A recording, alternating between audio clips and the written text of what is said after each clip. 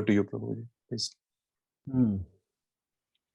So thank you very much for inviting me to your wonderful association. So today's subject is about heaven and hell. So sometimes people question this, what do we say, this, whether there is such a thing called heaven or there is such a thing called hell. Because they think this is all some mythological kind of a perception that has been put into the mind of the worshippers so that they will be frightened to accept an authority like God, So this is how the atheistic people kind of labor those people who are surrendering to God. And there's also people who think that by putting fear in the heart of people that there's some element called hell, then they will also try to become frightened to surrender to God, So these are all the kind of, I would say,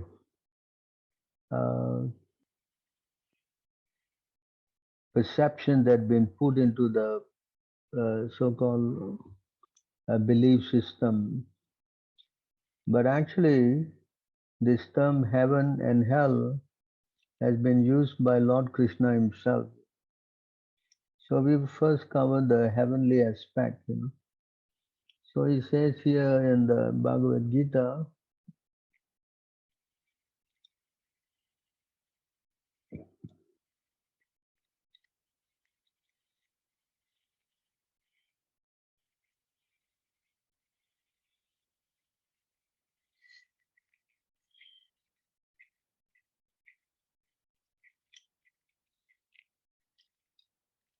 he used the word here, Swarga. See here,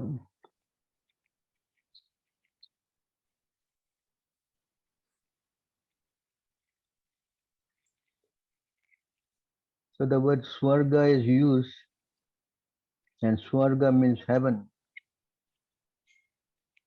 And heaven is the place where all the demigods reside. So all the places from the earthly planet upwards, up to the planet of Brahma, are termed as heavenly planets.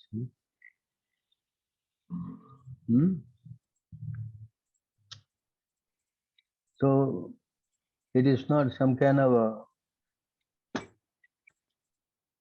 speculation.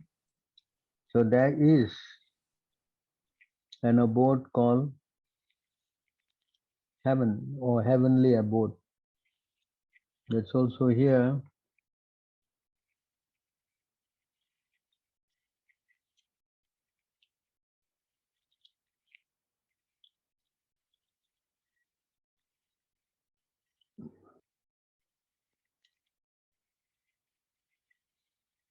From the highest planet in the material world down to the lowest of places of misery. So from highest planet, material world. So this material world, from the earth you have 7 planetary up and 7 planetary down, the 14 planetary system. So heavenly planet is above the earthly planet. And Krishna also speaks about how to go there. If it is some kind of a mythology, then why would the Lord speak about it? Doesn't make any sense. So this now we have read that verse. It says here that those who study the Vedas and drink the Soma juice, seeking the heavenly planet, worshipping directly, purified of sinful reaction, they take birth in the pious heavenly planet of Indra, where they enjoy godly delights. So, see here, they take birth on the pious heavenly planet of Indra, where they enjoy godly delights. So, a heavenly planet is there, huh? And the king of heavenly planet is Indra. His name is also mentioned. So all this comes to point that there is such a thing called the heavenly planets. It is not some kind of a made-up story. Then how to go there is also explained. Those who study the Vedas and drink the Soma juice, seeking the heavenly planets, worship me indirectly.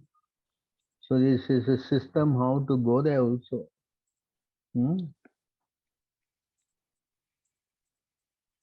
See?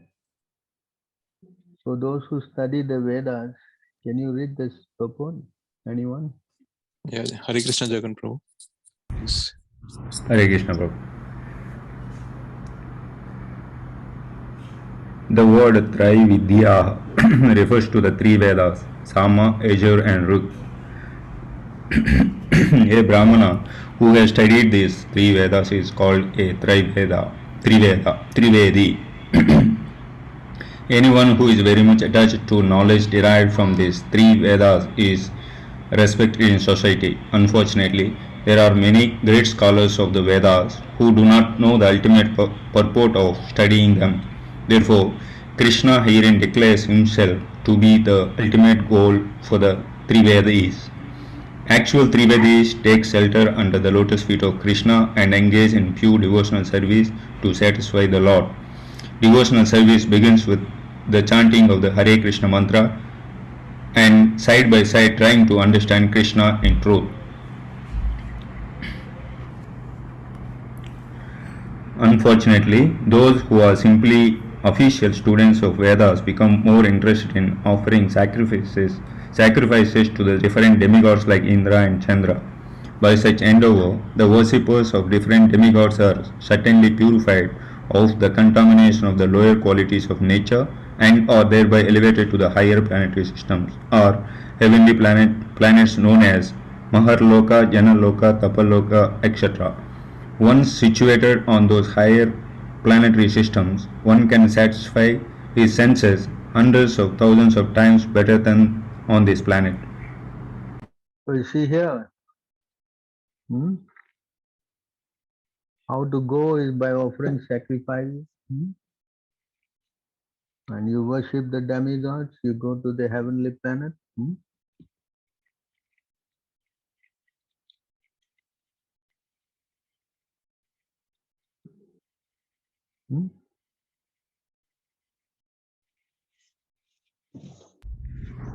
See?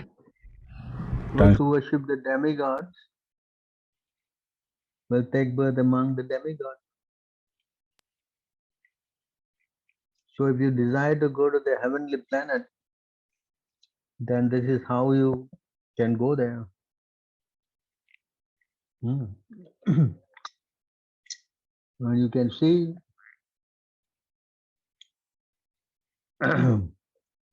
what happens in the heavenly planet.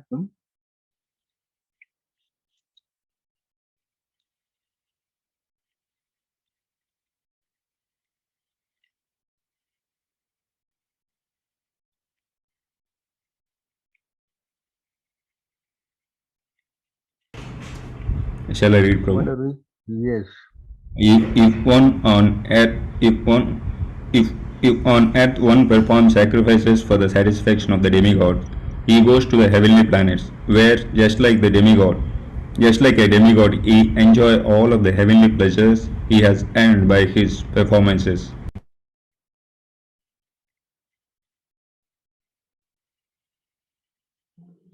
Having achieved the heavenly planets, the performer of ritualistic sacrifices travels in a glowing airplane, which he obtains as the result of his piety on earth.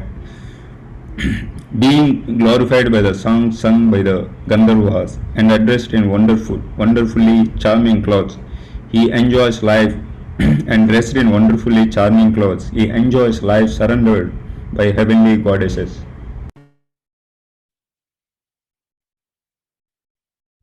Accompanied by a heavenly woman, the enjoyer of the fruits of sacrifices goes on pleasure pleasure rides in a wonderful aeroplane, which is decorated with the circles of tinkling bells and which flies wherever he desires.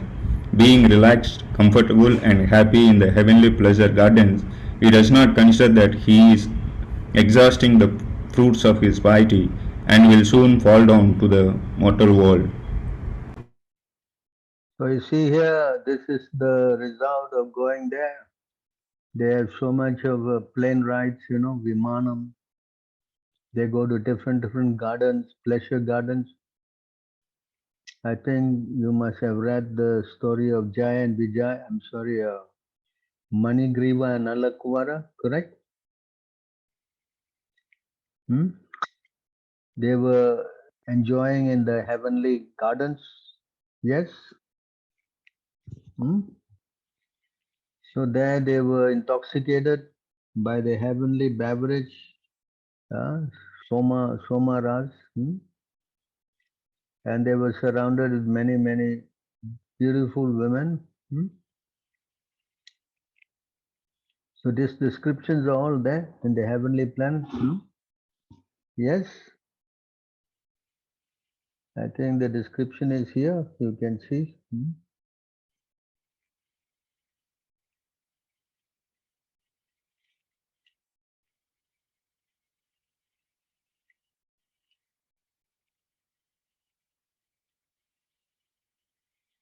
They were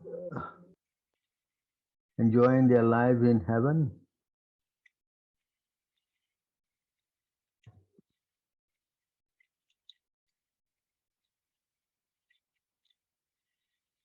Can read.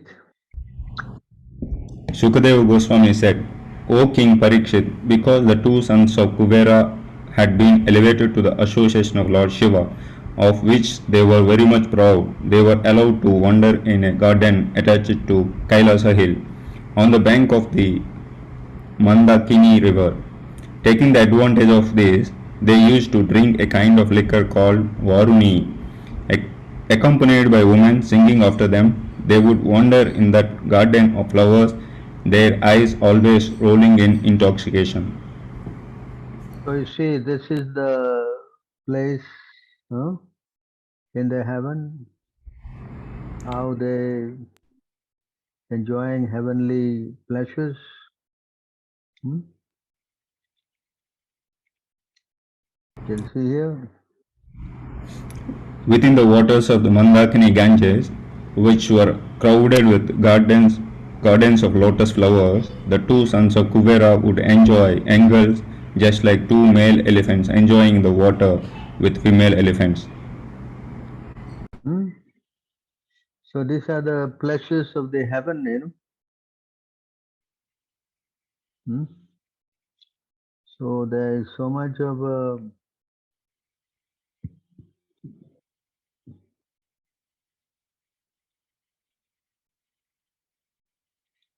I would say so much enjoyment.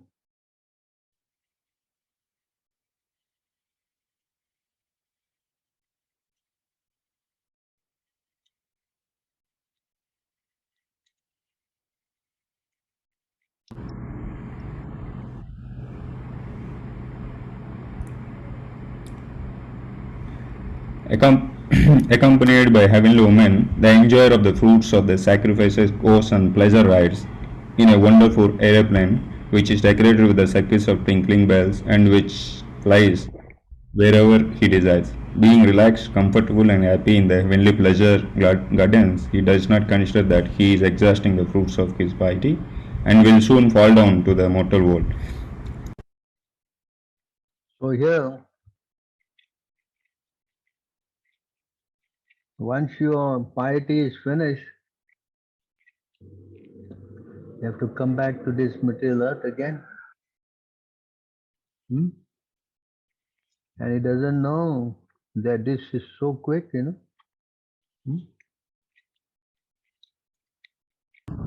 Until his pious results are used up, the performer of sacrifice enjoys life in the heavenly planets. When the pious results are exhausted, however, he falls down from the pleasure garden of heaven, being moved against his desires by the force of eternal time. Hmm. So you see how heavenly pleasure is not permanent. Hmm? Sometimes they think that they go to heaven and they stay there forever. No, this is not the situation. In the Vedas, it says this heavenly planet where the demigods stay, you can stay there as long as your piety is there. When your pious results are used up, as it says here, hmm? Hmm? When the pious results are exhausted, he falls down back here again to the material world. So this is the heaven. Hmm? Yes. Hmm? So it is not a permanent thing, going there and enjoying, and then when your piety is finished, you have to come down again. Hmm? So what kind of a deal is that? Hmm? I don't think that's something that you want to go and enjoy. You cannot stay there permanently. Hmm? So I don't think it's very intelligent. Similarly, up there, heavenly planets, they are demigods who are devotees of Krishna. They enjoy with the understanding that God is there. That's heaven. But there's another heavenly system also where they enjoy without the consciousness of God. So they don't have any fear. This is called Bilva Swarga. This is where the demons, they go there to enjoy this so-called. Uh, it's a different kind of heaven. This is for the demons. Can you read? Sure, bro. In these seven planetary systems, which are also known as the subterranean heavens, Bila, Bila Swarga, there are very beautiful houses, gardens, and places of sense enjoyment, which are even more opulent than those in the higher planets because the demons have a very high standard of sensual pleasure, wealth, and influence. Most of the residents of these planets, who are known as Daityas, Danavas, and Nagas, live as householders. Their wives, children, friends, and society are all fully engaged in illusory material happiness. The sense enjoyment of the demigods is sometimes disturbed, but the residents of these planets enjoy life without disturbances. Thus, they are understood to be very attached to illusory happiness. So this is another kind of heaven, but it's where the demons stay. Those who are demonic. Can you read on? My dear king, beneath this earth are seven other planets known as Atala, Vitala, Sutala, Tala, Tala, Mahatala, Rasatala, and Patala. I have already explained the situation of the planetary systems of the earth. The width and length of the seven lower planetary systems are calculated to be exactly the same as those of earth. Hmm. So this is another kind of heavenly planet, where there's no consciousness of God, and the enjoyment is much more than heaven. This is where the demons stay. My dear king, in the imitation in the imitation heavens known as Bilaswarga, there is a great demon named Maya Danava, who is an expert artist and architect. He has constructed many brilliantly decorated cities.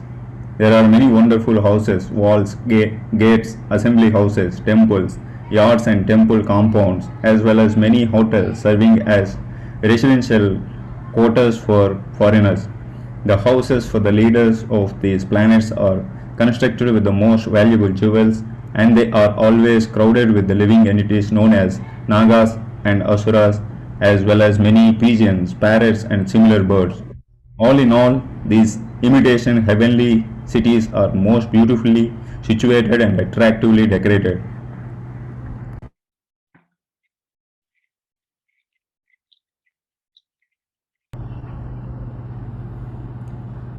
The parks and gardens in the artificial heavens surpass in beauty those of upper heavenly planets. The trees in those gardens, embraced by creepers, bend with heavy burden of twigs with fruits and flowers, and therefore they appear extraordinarily beautiful. That beauty could attract anyone and make his mind fully blossom in the pleasure of sense gratification. There are many lakes and reservoirs with clear, transparent water, agitated by jumping fish and decorated with many flowers such as lilies, kuvalayas, kahlaras, and blue and red lotuses. Pair of chakravakas and many other water birds nest in the lakes and always enjoy in a happy mood, making sweet, pleasing vibrations that are very satisfying and conducive to enjoyment of the senses. So you can see everything here, the bird, the flower, the fish, everything is there also. So what difference is that? Since there is no sunshine in those subterranean planets, time is not divided into days and nights, and consequently, fear produced by time does not exist. See, there's no time there because there's no day and no night. There's no sunshine. So how they get light?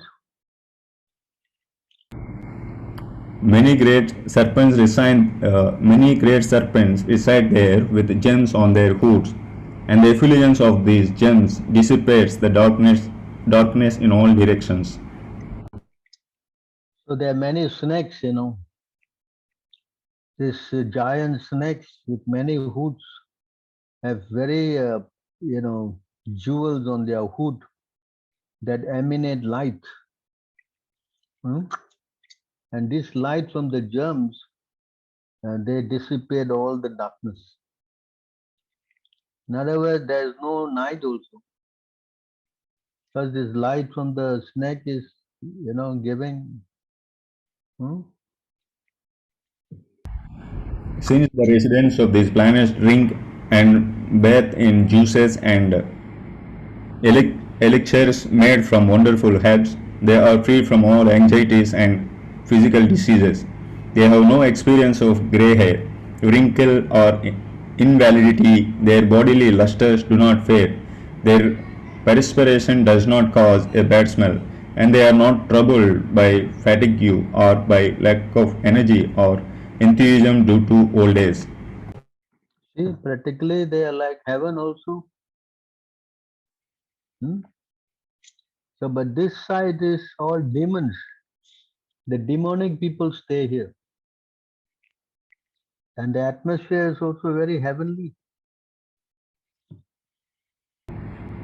They live very auspiciously and do not fear death from anything but death's established time, which is the effulgence of the Sudarshan Chakra of the Supreme Personality of Godhead. So the Sudarshan chakra goes down and, kind of kills them, time to time. You want to read the purport? Yes, Prabhu. This is the Vinny Mataji can continue. Thank you, Prabhu.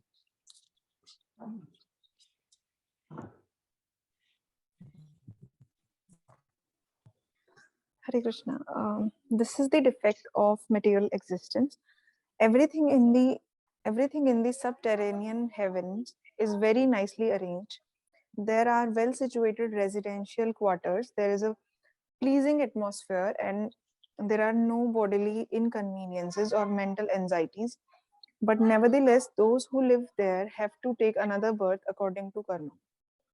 Persons whose mindsets are dull cannot understand the defect of a materialistic civilization aiming at material comforts. One may make his living conditions very pleasing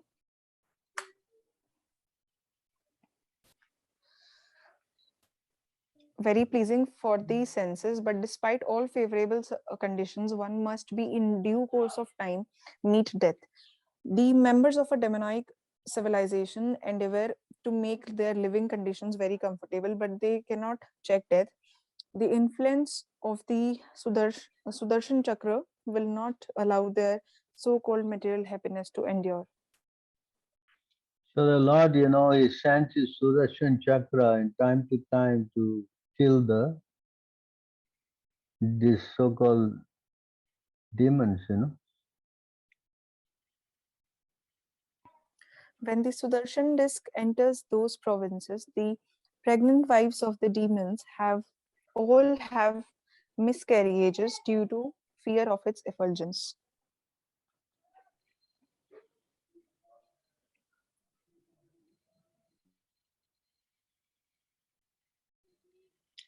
My dear king, now I shall describe to you the lower planetary system one by one, beginning from Atal. In Atal, there is a demon, the son of Danava, Danava, Maya Danav named Bala, who created 96 kinds of mystic power. Some so-called yogis and swamis take advantage of this mystic power to cheat people even today. Simply by yawning, the demon Bala created three kinds of women known as Swarini, Kamini, and Pumskali. The Swarini like to marry men from their own group, and the Kaminis marry men from any group. And the Pumskalis change husbands one after another. If a man enters the planet of Atala, these women immediately capture him and induce him to drink an intoxicating beverage made with a drug known as hatak, cannabis indica. This intoxicant endows the man with great sexual prowess, of which the women take advantage for enjoyment. A woman will enchant him with attractive glances, intimate words, smiles of love, and then embraces. In this way, she induces him to enjoy sex with her to her full satisfaction. Because of his increased sexual power, the man thinks himself stronger than 10,000 elephants and considers himself most perfect. Indeed, illusioned and intoxicated by false pride, he thinks himself God, ignoring impending death. So this is what is there in this Bilva Swarga. You know, ultimately all ends up in this so-called sex life. That is the highest material enjoyment. Hmm?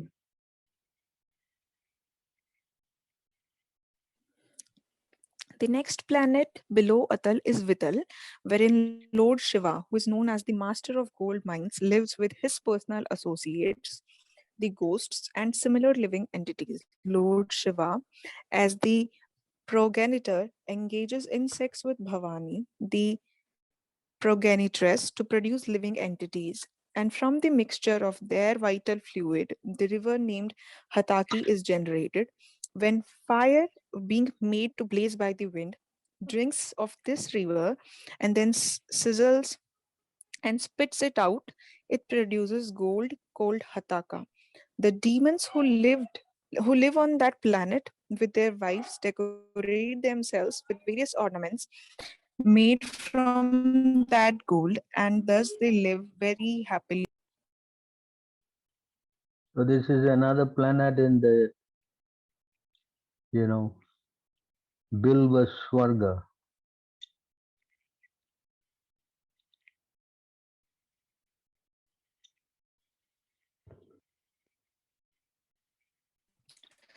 Below the planet Vital is another planet known as Sutal, where great son of Maharaj Virokana, Bali Maharaj, who is celebrated at the most pious king, resides even now. For the welfare of Indra, the king of heaven, Lord Vishnu appeared in the form of a dwarf brahmachari as the son of Aditi and tricked Bali Maharaj by begging only for 3 pieces of land but taking all the 3 worlds. Being very pleased with Bali Maharaj for giving all his possessions, the Lord returned his kingdom and made him richer than the opulent King Indra. Even now, Bali Maharaj engages in devotional service by worshipping the Supreme Personality of Godhead in the present planet. So in this planet is exceptional here. Bali Maharaj is a very great devotee of Vamana Dev. Vamana Dev is there in this planet, engaging as a doorkeeper. And here all the residents are, very much devoted to the Lord.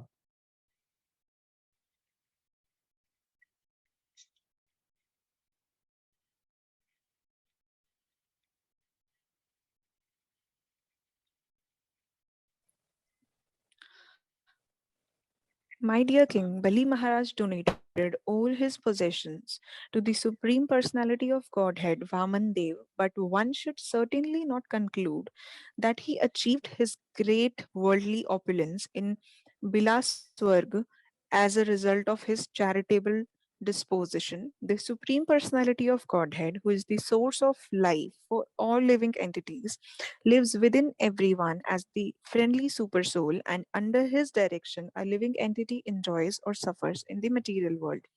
Greatly appreciating the transcendental qualities of the Lord, Bali Maharaj offered everything at his lotus feet. His purpose, however, was not to gain anything material, but to become a pure devotee. But to become a pure devotee. For a pure devotee, the door of liberation is automatically opened. One should not think that Bali Maharaj was given too much material opulence merely because of his charity. When one becomes a pure devotee in love, he may also be blessed with a good material position by the will of the Supreme Lord. However, one should not mistakenly think that the material opulence of a devotee is the result of his devotional service. The real result of devotional service is the awakening of pure love for the Supreme Personality of Godhead, which continues under all circumstances.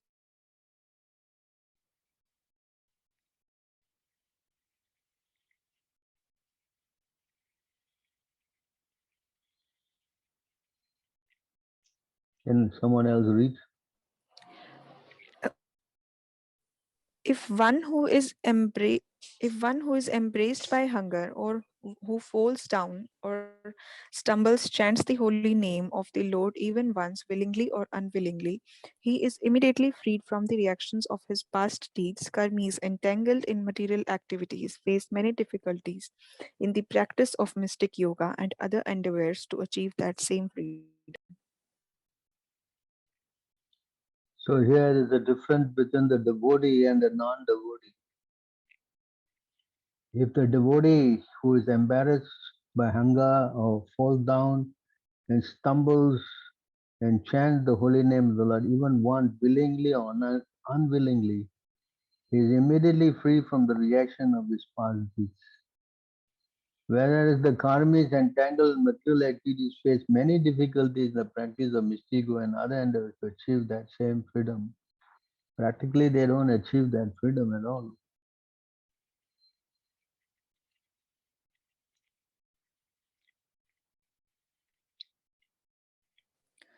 The Supreme Personality of Godhead, who is situated in everyone's heart as the Super Soul, sells himself to his devotees, such as Narad Muni. In other words, the Lord gives pure love to such devotees and gives himself to those who love him purely. Great self realized mystic yogis, such as the 4 Kumaras, also derive great transcendental bliss from realizing the Super Soul within themselves. So this is how the Lord is favoring, Bali Maharaj in the Sutala planet. there, of course, is a devotee. Whereas below that, you can see here, there's another planet. Anyone want to read? Um, Beneath the planet known as Sutal is another planet called Talatal, which is ruled by the Danav demon named Maya. Maya is known as the Acharya, master of all the Mayavis, who can invoke the power of sorcery for the benefit of the three worlds. Lord Shiva, who is also known as Tirupurari, once set fire um, to the three kingdoms of Maya, but later, being pleased with him, he returned his kingdom. Since that time, Maya Danav has been protected by Lord Shiva, and therefore he falsely thinks that he need not fear the Sudarshan Chakra of the Supreme Personality of Godhead.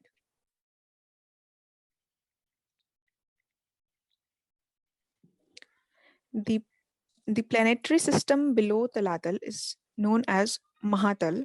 It is the abode of many hooded snakes, descendants of Kadru, who are always very angry. The great snakes who are prominent in Kuhaka, uh, Taksaka, Kalia, Susena, the snakes in Mahatal are always disturbed by the fear of Garud, the carrier of Lord Vishnu. But although they are full of anxiety, some of them nevertheless sport with their wives, children, friends, and relatives.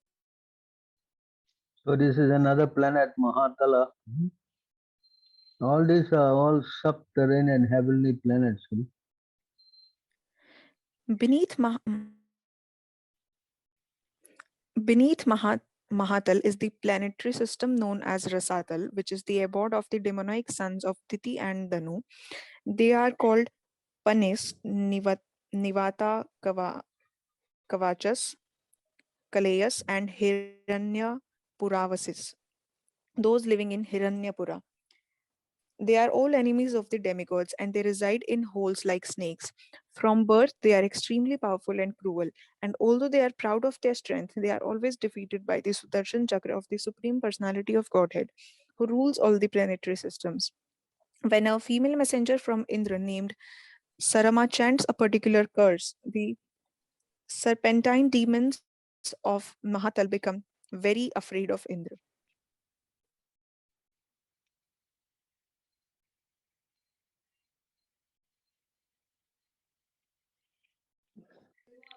Beneath Rasatal is another planetary system known as Patal or Naglok, where there are many demonic serpents, the masters of Naglok, such as Sanka Kulika, Mahasankha, Saveta, Dhananjaya, Dhritarashtra, sorry, uh, Dhritarashtra, Sankachuda, Kambhala, Aswatra, Devdatta.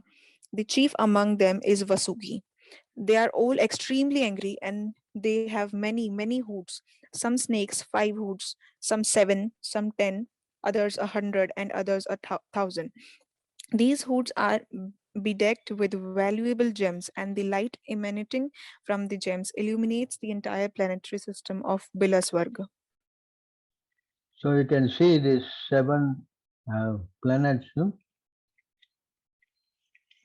Tala Tala, starting from ending with Patala, all are like heavenly planets, even more than heaven. They are not hellish, there are a lot of enjoyment there.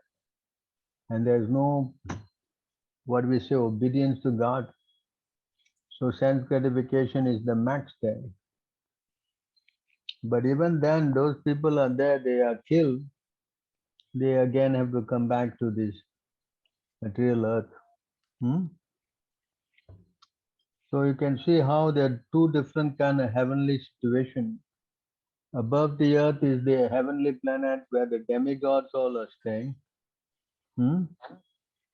There are 7 planetary systems above the earth, And then below the earth, again, there are another 7. Hmm? All these Sutala, Tala, like that. Hmm? So you see how the situation, both are actually heavenly also. And not only that, even they are in the Jambu Deep, it's all divided into different, like this Hanuman, they all come from uh, different places, on this, in the Palakshadip, Jambudip, and there also they live for 10,000 years in a very happy stage of life. Actually, the suffering is very much concentrated mostly in the earthly planet where people live full of anxiety. Hmm. You can see this is how the whole thing is divided.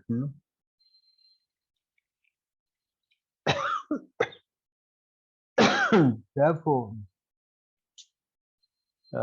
mostly the whole planetary system, there is mostly enjoyment everywhere except the hellish planetary system.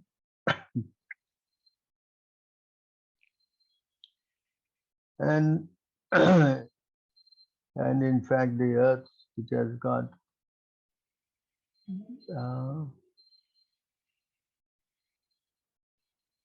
you can read here, there are different heavenly abode also.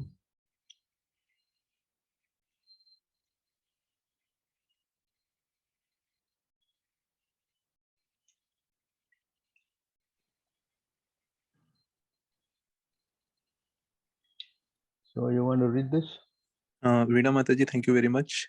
Sorry,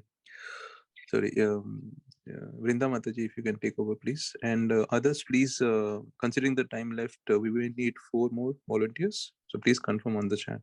Thank you. Please continue, Mataji. Hare Krishna. Hare Krishna. In Jambudvipa, there are 9 divisions of land, each with a length of 9,000 yojanas, 72,000 miles. There are 8 mountains that mark the boundaries of these divisions and separate them nicely.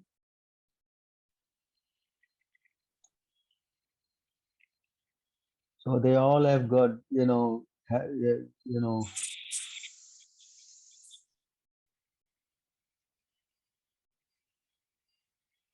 it's like an heavenly situation also in this section, they're divided. The residents of the material world who enjoy the products of these flowing rivers have no wrinkles on their bodies and no gray hair. They never feel fatigue, and perspiration does not give their bodies a bad odor. They are not afflicted by old age, disease, or untimely death.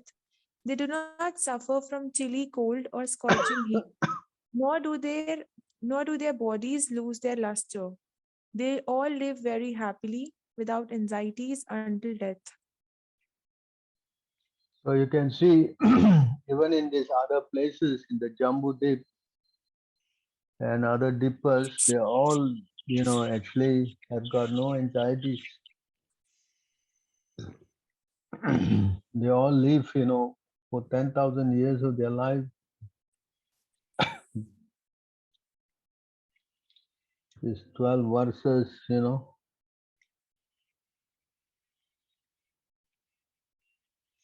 In these 8 varshas or tracts of land, human beings live 10,000 years according to earthly calculations. All the inhabitants are almost like demigods. They have the bodily strength of 10,000 elephants. Indeed, their bodies are as sturdy as thunderbolts. The youthful duration of their lives is very pleasing, and both men and women enjoy sexual union with great pleasure for a long time. After years of sensual pleasure, when a balance of 1 year of life remains, the wife conceives the child. Thus, the standard of pleasure for the residents of these heavenly regions is exactly like that of the human beings who lived during Treta Yuga. So you see, there's so many kind of heavenly pleasures in this whole material earth. I mean, creation of the Lord.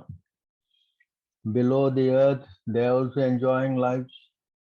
In the Jambu Deep and Paksha Deep and so many deeps, they also enjoy life like this.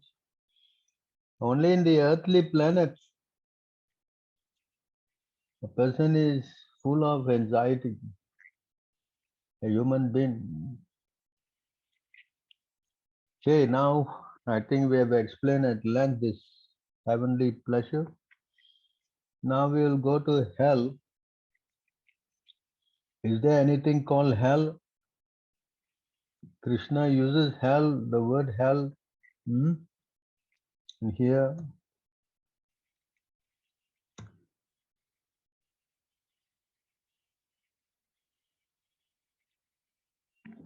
He says here, Naraka, hmm? Naraka Sedam, Narakasya. So you see here. So Naraka, so is the word is used also by Lord Krishna. That means it's not some fiction. That means there's a place called hell. Right? It is not that it's imaginary just to scare people. It is explained like this. Hmm? You can read. There are three gates leading to this hell: lust, anger, and greed. Every sane man should give up these, for they lead to the degradation of the soul.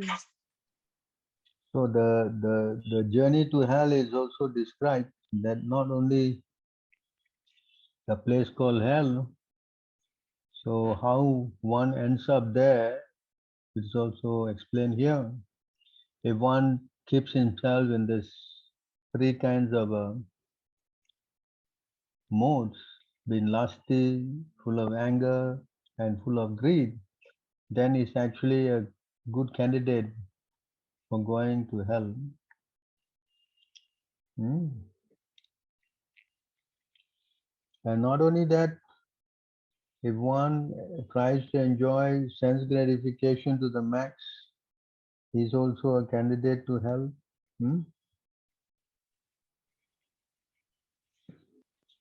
Thus, perplexed by various anxieties and bound up by a network of illusions, they become too strongly attached to sense enjoyment and fall down into hell. Hmm. So you can see how no, it's not something fiction, that there's no such thing. It's all made up story to frighten people. You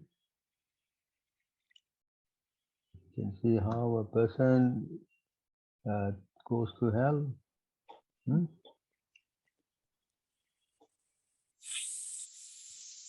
If a human being is engaged in sinful, irreligious activities, either because of bad association or because of his failure to control his senses, then such a person will certainly develop a personality full of material miseries, material desires. He thus becomes miserly toward others, greedy, and always anxious to exploit the bodies of women. When the mind is so polluted, one becomes violent and aggressive, and without the authority of Vedic injunctions, slaughters innocent animals for sense gratification.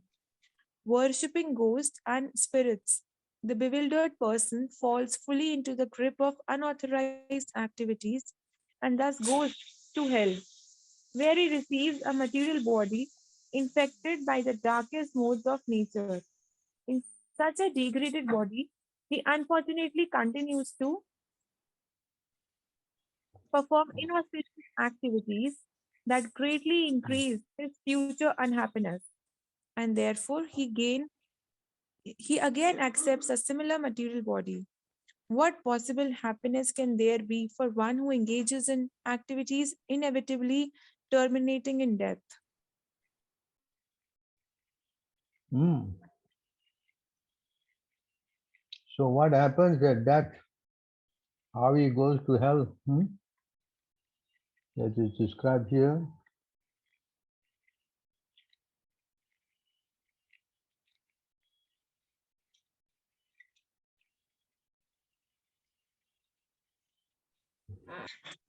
Thus, the man who engaged with uncontrolled senses in maintaining a family dies in great grief. Seeing his relatives crying, he dies most pathetically, in great pain and without consciousness.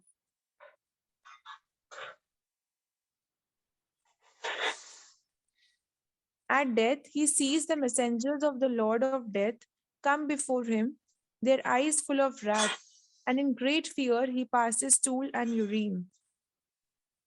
So this is also been described by Ajamil when he saw the Yamadutas. Very, very frightened. But of course, he called for his son, his name is Narayana, safe eventually. But not everyone does that. So they see the Yamadutas. Hmm?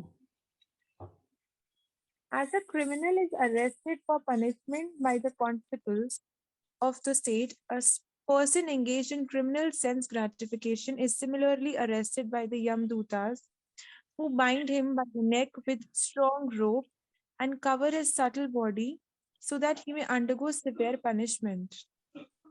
So you see, they give him another kind of a body. Huh? That means they take with him the soul, the mind, the intelligence, and the ego. So all these three subtle bodies are covered with another gross body, which is not actually like ours, which can endure a lot of severe punishment. I mean, they may cut the person's head, but still he will not die. Or they will pull him apart, he will not die. Or they pull all his intestine out, he will not die. So that is how the special body works. While carried by the constables of Yamraj, he is overwhelmed and trembles in their hands. While passing on the road, he is bitten by dogs, and he can remember the sinful activities of his life. He is thus terribly distressed. So here the Lord makes him remember his all his sinful activities. While passing on the road, is bitten by dogs, and actually not only that, you can see how it is described. Under the scorching sun, the criminal has to pass through roads of hot sand with forest fires on both sides. He is whipped back by the constables because of his inability to walk, and he is afflicted by hunger and thirst. But unfortunately, there is no drinking water or shelter and no place for rest on the road. See, so he's made to walk, and when he cannot walk, when he faints, he's bitten, and there's no water for drinking, shelter, no place for rest on the road. See how he is dragged. Huh? The road is burning hot, and dogs are behind biting him. I don't think this is a very nice scene.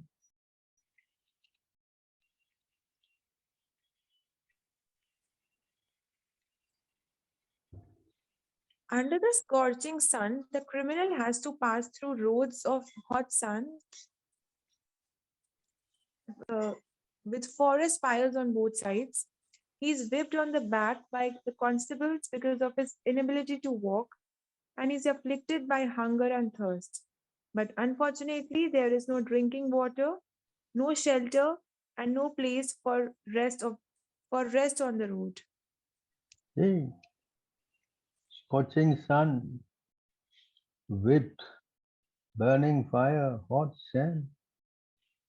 I don't think this is very nice.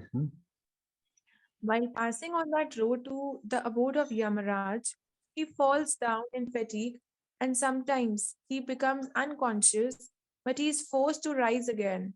In this way, he is very quickly brought into the presence of Yamaraj. Although the journey is very short, very quick, but it looks like millions of years, because he's suffering. See? That, that he has to pass 99,000 yojanas within 2 or 3 moments. And then he is at once engaged in the torturous punishment which he is destined to suffer. So then, 792,000 miles he has to go. And then he comes in front of Yamaraj for the punishment. He is placed in the midst of burning pieces of wood, and his limbs are set on fire. In some cases, he is made to eat his own flesh or have it eaten by others. See, this is one part of hell. Huh? Different punishments are there. He entrails and pulled his entrails are pulled out by the hounds and vultures of hell, even though he is still alive to see it, and he is subjected to torment by serpents, scorpions, gnats, and other creatures that bite him. Next, his limbs are lopped off and torn asunder by elephants. He is hurled down from hilltops, and he is also held captive either in water or in a cave. So these all are different punishment in different hells. Men and women whose lives were built upon indulgence in illicit sex life are put into many kinds of miserable conditions in the hells known as uh, Tamisra, Andha Tamisra, and Raurava.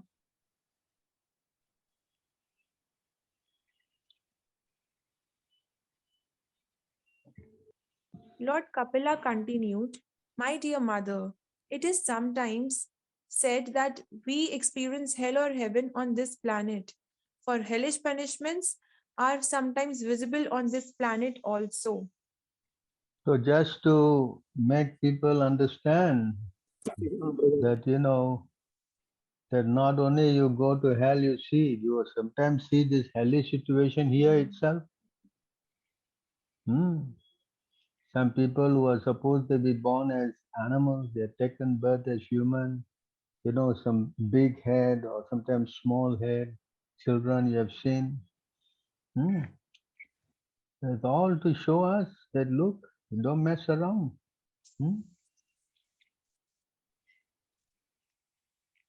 After leaving this body, the man who maintained himself and his family members by sinful activities suffers a hellish life, and his relatives suffer also. Hmm. Not that his relatives are free. He goes alone to the darkest region of hell after quitting the present body, and the money he acquired by envying other living entities is the passage money with which he leaves this world.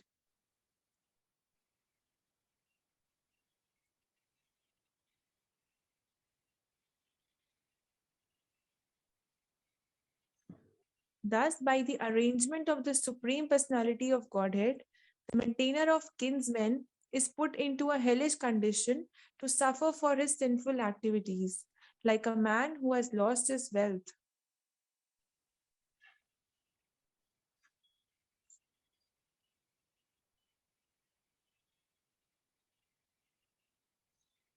Therefore, a person who is very eager to maintain his family and kinsmen simply by black methods certainly goes to the darkest region of hell, which is known as Andha Tamisra. So you see here, the name of hell is also mentioned. It is not imaginary.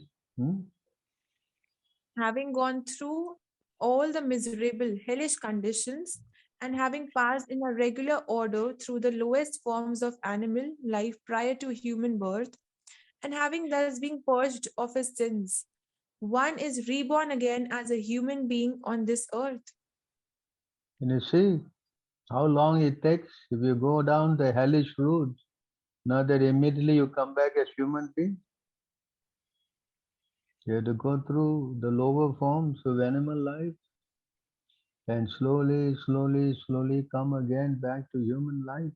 I don't think this is very good business, is it? Hmm? So next we will try to find out where this hellish planet situated.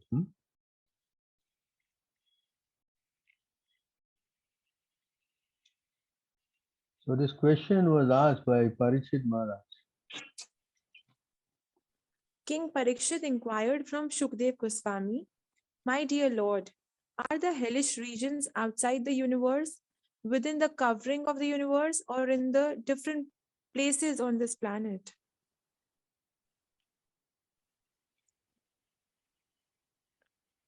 The great sage Shukdev Goswami answered, "All the hellish planets are situated in the intermediate space between the three worlds and the Garbhodak ocean. They lie on the southern side of the universe, beneath Bhumandal and slightly above the water of Garbhodak ocean. Pitralok is also located in this region between the Garbhodak ocean and the lower planetary systems. All the residents of Pitralok, headed by Agnisvata, meditate in great samadhi on the Supreme Personality of Godhead and always wish their families well.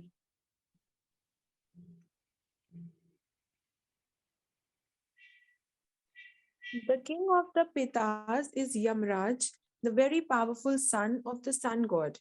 He resides in Pitralok with his personal assistants, and while abiding by the rules and regulations set down by the Supreme Lord, has his agents, the Yamdutas, bring all the sinful men to him immediately upon their death. After bringing them within his jurisdiction, he properly judges them according to their specific sinful activities and sends them to one of the many hellish planets for suitable punishments. So you can see how Yamaraj he conducts his activities. He is actually in the Pitralok, and Pitralok is also a planet of full enjoyment. It's not a hellish planet, no? And there he Some, gives judgment and send them to 21 or 28 of this hellish planets. Can you read? yeah. Some authorities say that there is a total of 21 hellish planets, and some say 28. My dear king, I shall outline all of them according to their names, forms, and symptoms. The names of the different hells are as follows: Tamisra, Andhata Misra, Rorava, Maharorava, Kumbhipaka, Kala Sutra, Asi Patravana, Sukhramukha, Andha, Andhakupa, Krami Bhojana, Sandamsha, Tapta Surmi, Vraja Kantaka, Shalmali, Vetarani, Puyoda, Prana Rodha, Vishasana, Lala Bhaksa, Sarami Yadana, Avici, Avisi, Ayapana, Kashara Kardama, Rakshogana Bhojana, Shula Prota,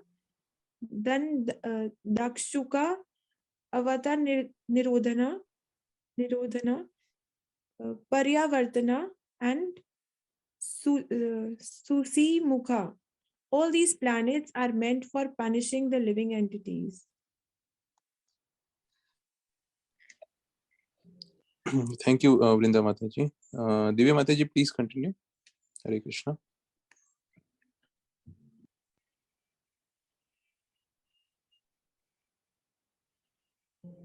Divya Mataji. Hare Krishna Prabhuji. Hare Krishna. My dear king, a person who appropriates another's legitimate wife, children, or money is arrested at the time of death by the fierce Yamadutas who bind him with the rope of time and forcibly throw him into the hellish planet known as Tamisra. On this very dark planet, the sinful man is chastised by the Yamadutas who beat and rebuke him.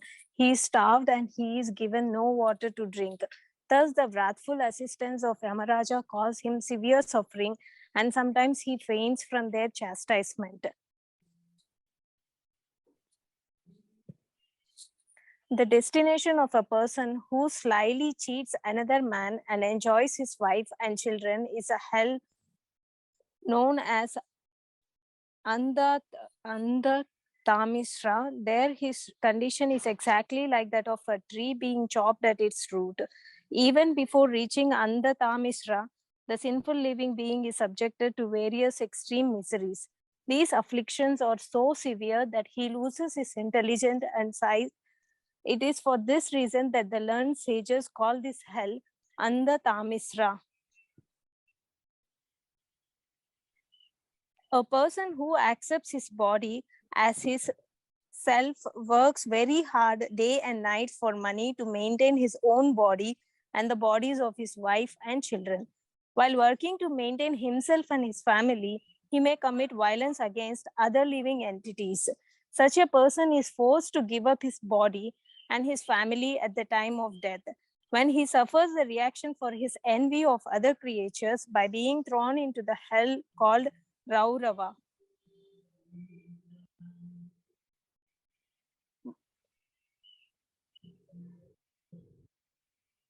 In this life, an envious person commits violent acts against many living entities. Therefore, after his death, when he is taken to hell by Yamaraja, those living entities who were hurt by him appear as animals called Rurus to inflict very severe pain upon him. Learned scholars call this hell Raurava. Not generally seen in this world, the Ruru is more envious than a snake.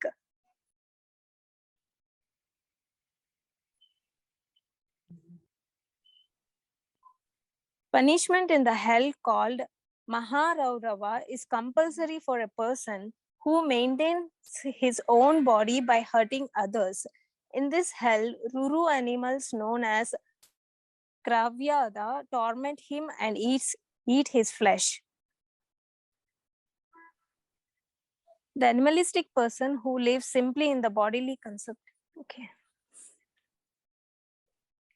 For the maintenance of their bodies and the satisfaction of their tongues, cruel persons cook poor animals and birds alive. Such persons are condemned even by man-eaters. In their next lives, they are carried by the Yamadutas to the hell known as Kumbhi Paka, where they are cooked in boiling oil.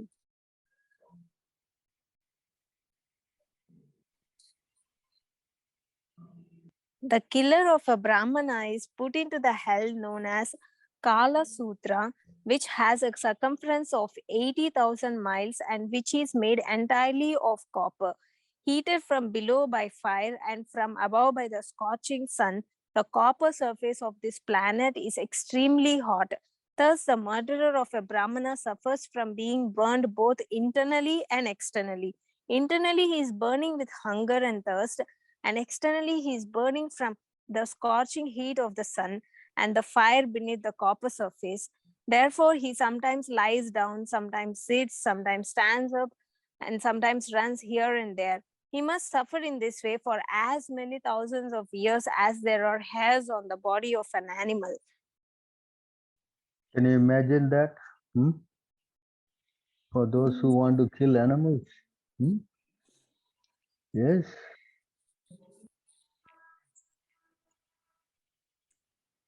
If a person deviates from the path of the Vedas in the absence of an emergency, The servants of Yamaraja put him into the hell called Asipatravana, where they beat him up with whips. When he runs hither and thither, fleeing from the extreme pain, on all sides he runs into palm trees with leaves like sharpened swords. Thus injured all over his body and fainting at every step, he cries out, "Oh, what shall I do now? How shall I be saved?" This is how one suffers who deviates from the accepted religious principles. Can you imagine this? People who say we got no time. Huh?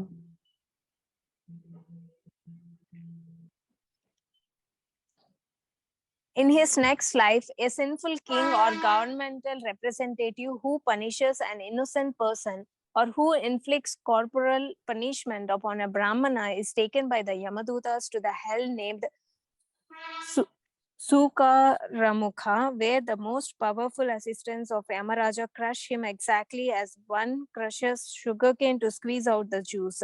The sinful living entity cries very pitiably and faints, just like an innocent man undergoing punishments. This is the result of punishing a faultless person. See how dangerous it is.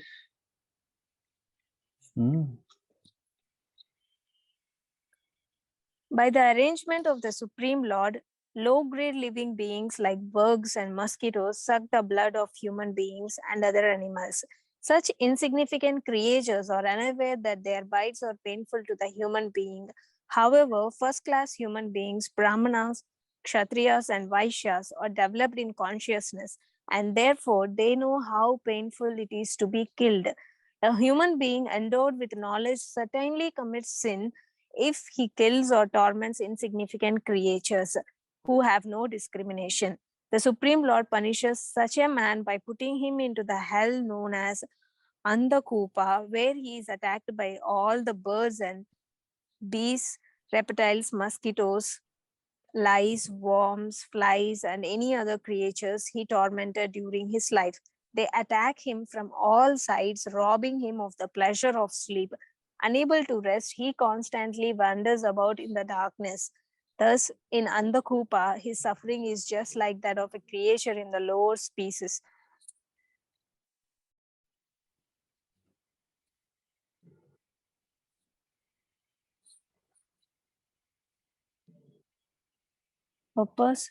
A person is considered no better than a crow if after receiving some food he does not divide it among guests, old men and children, but simply eats it himself, or if he eats it without performing the 5 kinds of sacrifice.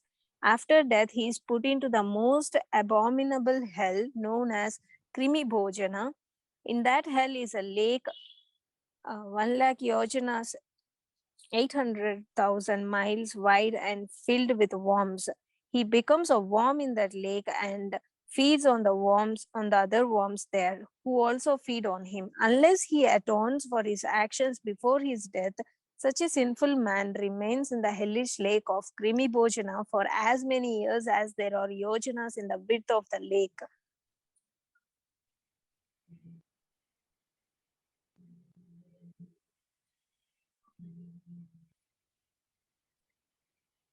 My dear king, a person who, in the absence of an emergency, robs a Brahmana or indeed anyone else of his germs and gold is put into a hell known as Sandamamsa. There his skin is torn and separated by red hot iron balls and tongs. In this way, his entire body is cut to pieces.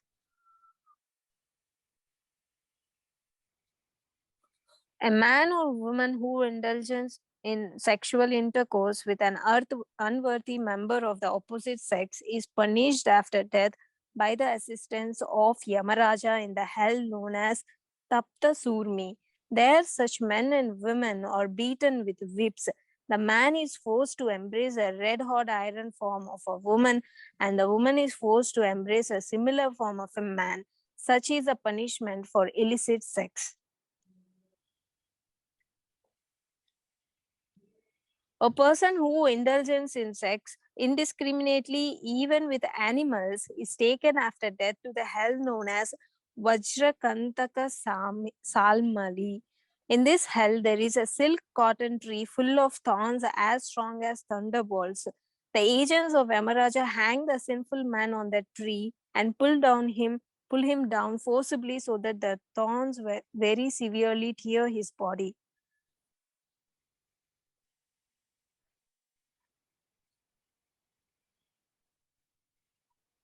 A person who is born into a responsible family, such as a kshatriya, a member of royalty, or a government servant, but who neglects to execute his prescribed duties according to religious principles, and who thus becomes degraded, falls down at the time of death into the river of hell known as Vaitarini.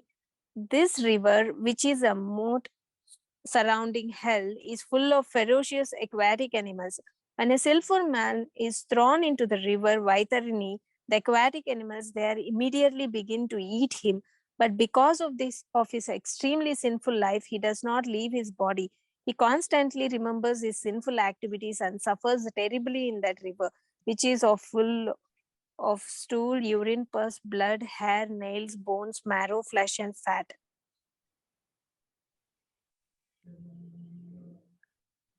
The shameless husbands of low-born Sudra women live exactly like animals, and therefore they have no good behavior, cleanliness, or regulated life. After death, such persons are thrown into the hell called Puyoda, where they are put into an ocean filled with pus, stool, urine, mucus, saliva, and similar things. Sudras who could not improve themselves fall into that ocean and are forced to eat those disgusting things.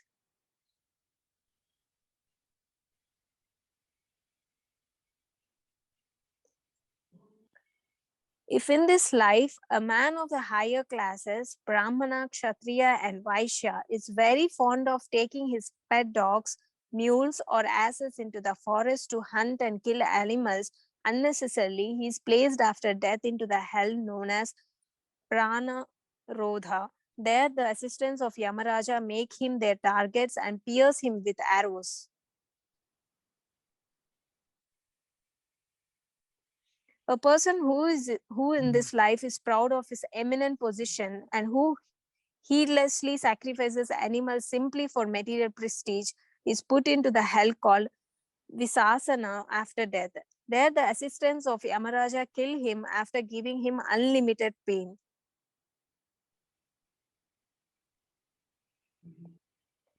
If a foolish member of the twice born classes, Brahmana, Kshatriya, and Vaishya, forces his wife to drink his semen out of a lusty desire to keep her under control, he is put after death into the hell known as Lala Bhaksha. There he is thrown into the flowing river of semen, which he is forced to drink.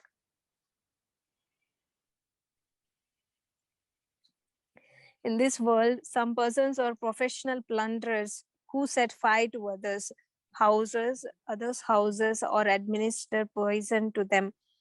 Also, members of the royalty or government officials sometimes plunder mercantile men by forcing them to pay income tax and by other methods. After death, such demons are put into the hell known as Saramiya Dana.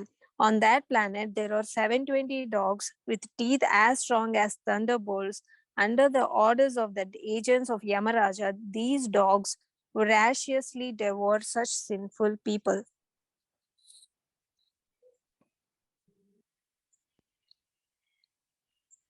A person who in this life bears false witness or lies while transacting business or giving charity is severely punished after death by the agents of Yamaraja. Such a sinful man is taken to the top of a mountain 800 miles high and thrown headfirst into the hell known as Avichimat. This hell has no shelter and is made of strong stone resembling the waves of water. There is no water there, however, and thus it is called Avichimat, waterless. Although the sinful man is repeatedly thrown from the mountain and his body broken into tiny pieces, he still does not die but continuously suffers chastisement.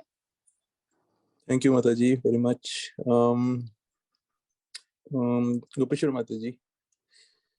Kindly continue. Hare Yes, Krishna. Prabhu. Hare Krishna. Any Brahmana or Brahmana's wife who drinks liquor is taken by the agents of Yamaraj to the hell known as Ayahpana. This hell also awaits any Kshatriyas, Vaishya, or person under a vow who in illusion drinks Somarasa. In Ayahpana, the agents of Yamaraj stand on their chests and pour hot melted iron into their mouths.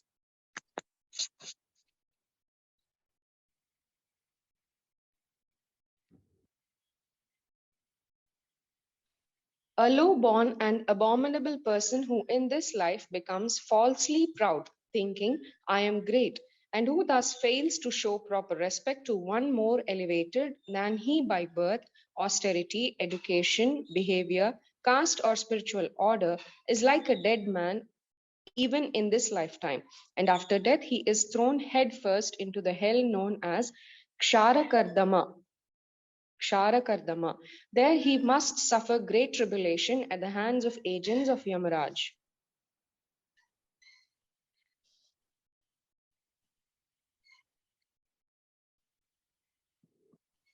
There are men and women in this world who sacrifice human beings to Bhairava or Bhadrakali and then eat their victims' flesh. Those who perform such sacrifices are taken after death to the abode of Yamaraja, where their victims, having taken the form of Rakshasas, cut them to pieces with sharp swords. Just as in this world the man eaters drank their victims' blood, dancing and singing in jubilation, their victims now enjoy drinking the blood of the sacrificers and celebrating in the same way.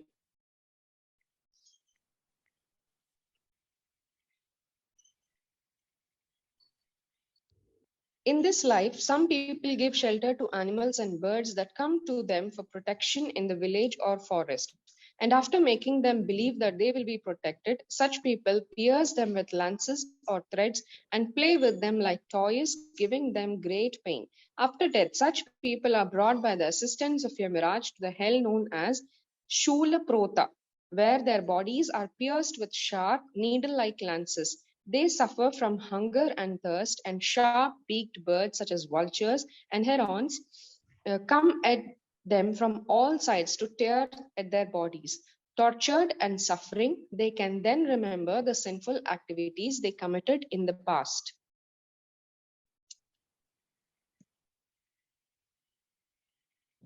Those who in this life are like envious serpents, always angry and giving pain to other living entities, fall after death into the hell known as Dandashuka. My dear king, in this hell there are serpents with 5 or 7 hooves. These serpents eat such sinful persons just as snakes eat mice.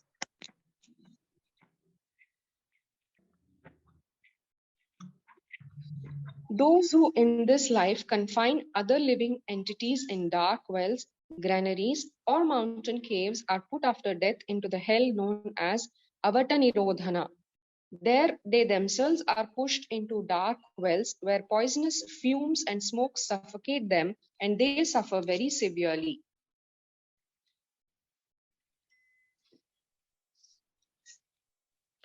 A householder who receives guests or visitors with cruel glances as if to burn them to ashes is put into the hell called Prayavartana, where he is gazed at by hard-eyed vultures, herons, crows, and similar birds which suddenly swoop down and pluck out his eyes with great force.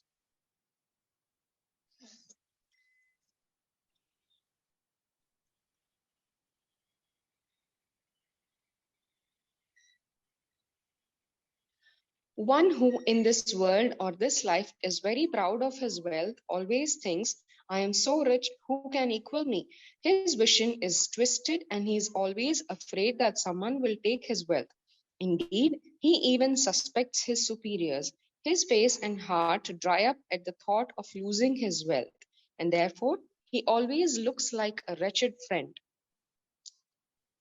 fiend. He is not in any way able to obtain actual happiness, and he does not know what it is to be free from anxiety. Because of the sinful things he does to earn money, augment his wealth and protect it, he is put into the hell called Suchi Mukha, where the officials of Yamaraj punish him by stitching thread through his entire body like weavers manufacturing cloth.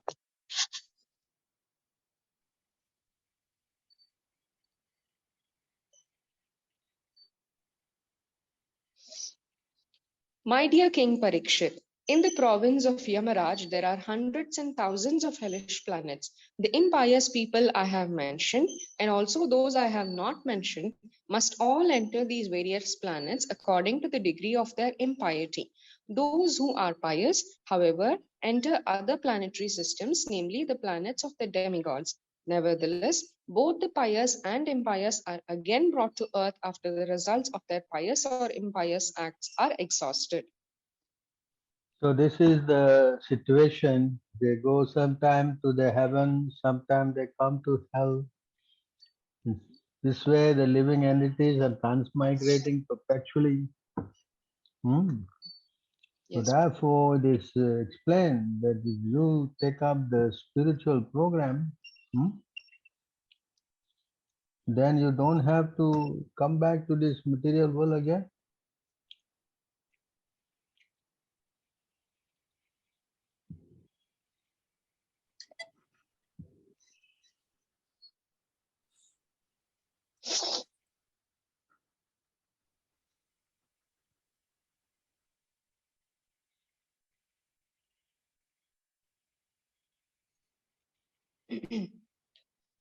Although not having fully realized Krishna, persons who have even once surrendered completely unto his lotus feet and who have become attracted to his name, form, qualities, and pastimes are completely freed of all sinful reactions, for they have thus accepted the true method of atonement. Oh,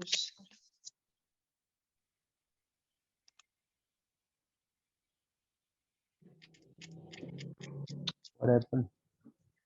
just a minute, Prabhu.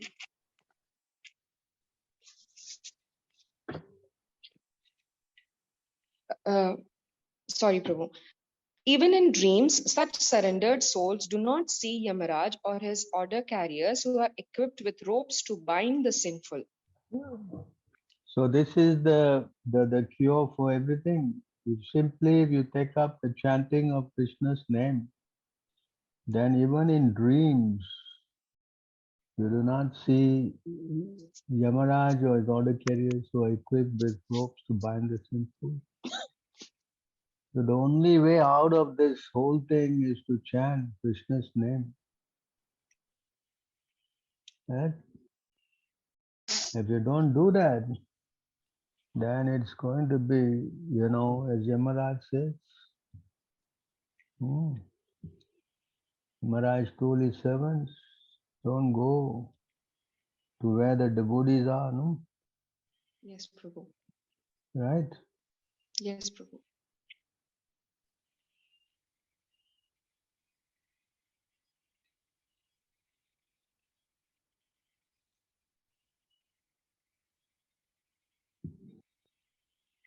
Hmm?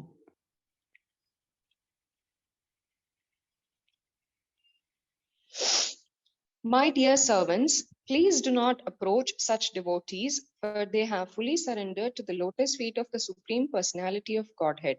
They are equal to everyone, and their narrations are sung by the demigods and the inhabitants of Siddhaloka. Please do not even go near them. They are always protected by the club of the Supreme Personality of Godhead, and therefore Lord Brahma and even the time factor are not competent to chastise them.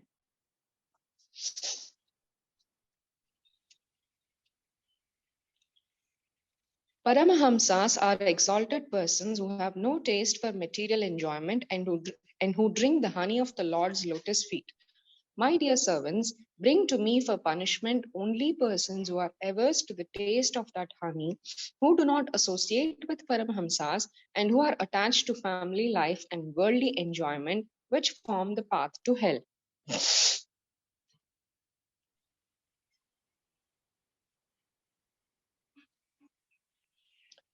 My dear servants, Please bring to me only those sinful persons who do not use their tongues to chant the holy name and qualities of Krishna, whose hearts do not remember the lotus feet of Krishna even once, and whose heads do not bow down even once before Lord Krishna. Send me those who do not perform their duties towards Vishnu, which are the only duties in human life.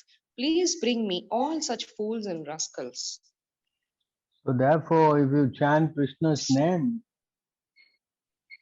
then you don't have to see hell even in dreams.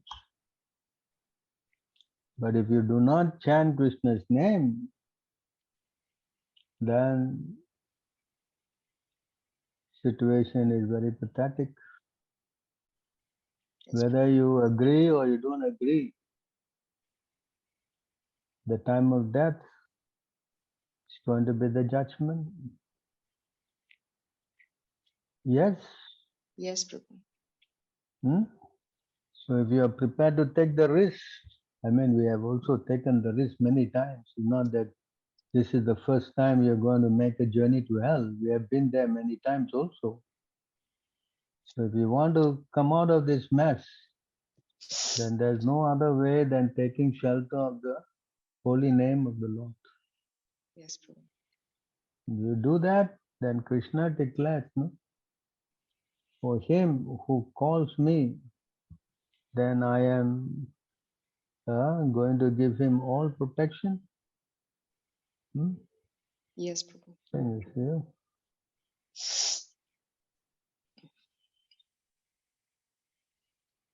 It is my vow that if one only once seriously surrenders unto me, saying, My dear Lord, from this day I am yours, and prays to me for fearlessness, I shall immediately award fearlessness to that person, and he will always remain safe from that time on. Hmm. This is the guarantee the Lord is giving. Yes, And it doesn't require nothing. You just have to use the mouth and open and say Hare Krishna yes, with Prabhu. all humility. Otherwise, whether you believe there's heaven or you don't believe there's hell, that is not for you to say. Correct? Yes, Prabhu. Hearing from all these statements, I don't think this is fiction. That's why just now Kapila also said sometimes heaven and hellish planet are also visible here in earth. Correct? Yes, Prabhu. Hmm. So to teach us, and don't make a mess. Education is so important. So Krishna is trying to educate us, try to teach us. Please, you don't make this mistake again and again. And those people who are envious, Krishna said, I cast them to lower and lower species where they remain perpetually. There are many lower species also. Hmm? Yes, Prabhu. Are there not lower species? Yes, Prabhu. Do you want to end up in such species? No, Prabhu. Krishna is giving warning. Those who are envious and mischievous, so please try to learn. Some people will not learn. Some people have to go through to learn. They are not intelligent. But those who learn by hearing, they are most intelligent. Yes. Yes, Prabhu. Hmm. So, okay, I have explained at length heaven, hell. Don't think that you go to heaven is all enjoyment. Even in heaven,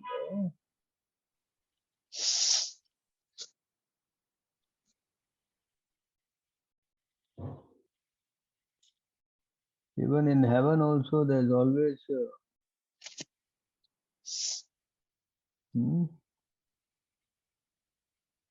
See?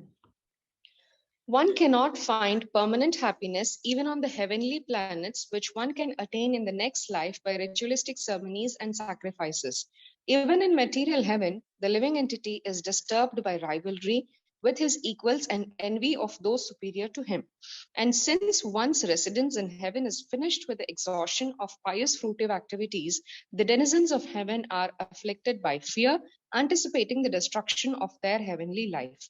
Thus, they resemble kings who, though enviously admired by ordinary citizens, are constantly harassed by enemy kings and who therefore never attain actual happiness. So there's no happiness even in heaven. Hmm. Yes, Prabhu. So the only way we can get out of all this mess is to go back to the spiritual world. The spiritual world is called Vaikuntha, where once going, Krishna says, you never come back again. Hmm? Yes, Prabhu. Once you go to the spiritual world, you never return again. Hmm? Yes, Prabhu. Yes, correct. Yes, Prabhu. Says here, Yagatva na nirvartante tad dhamam paramam mama. Hmm. That supreme abode of mine is not illuminated by the sun or moon, nor by fire or electricity. Those who reach it never return to this material world. So that is the spiritual world.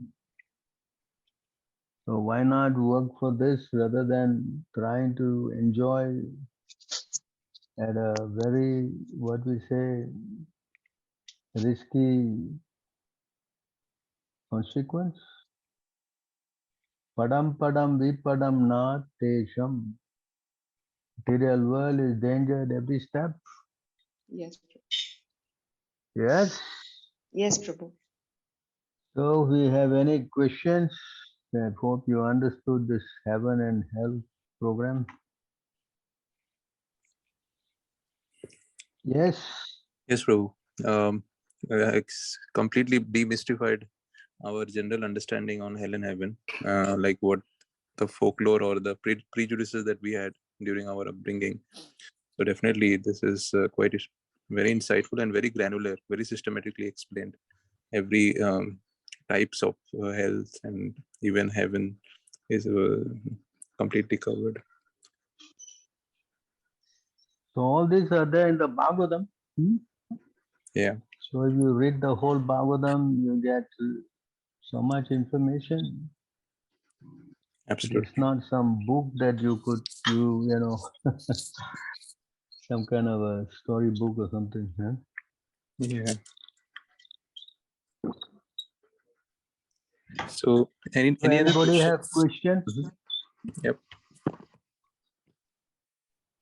Hare Krishna Prabhuji, I offer my humble, respectful obeisances unto you.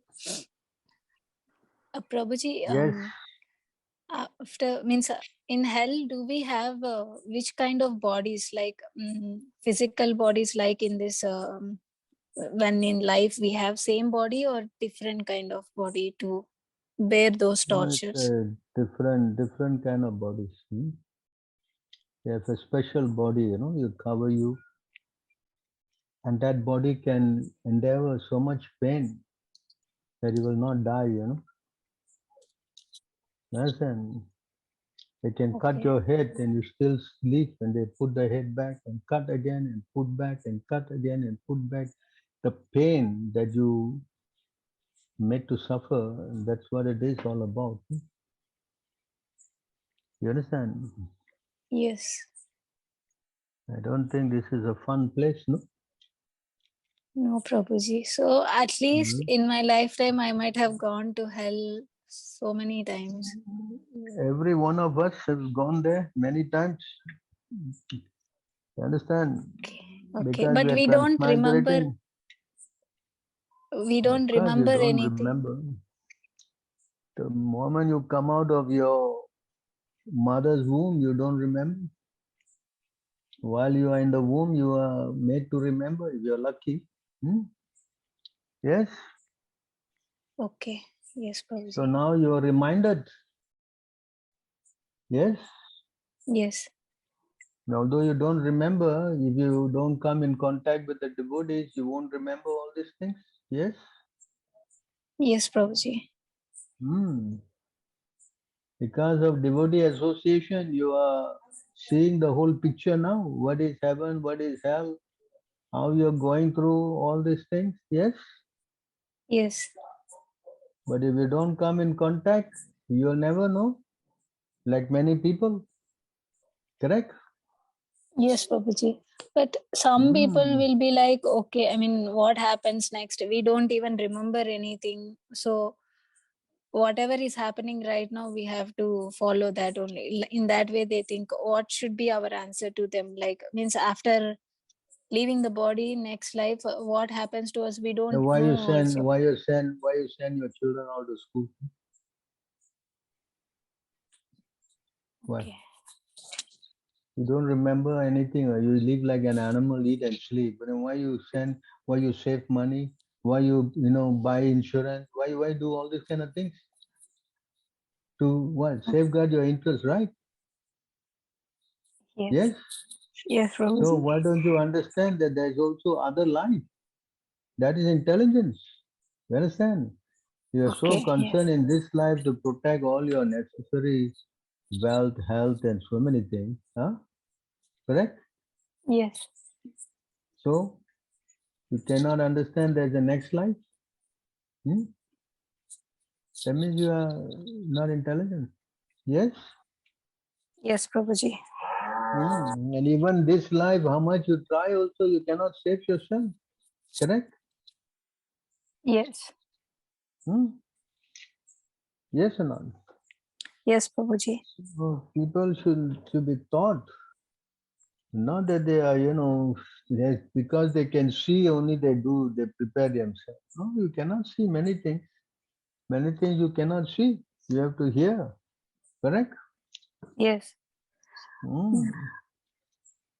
And Yes also or in not? this, it is mentioned like whoever tell lies for their business purpose also, they will be going to hell. So means business in generally lies are prominent to make profit out of it. So they will also go to hell.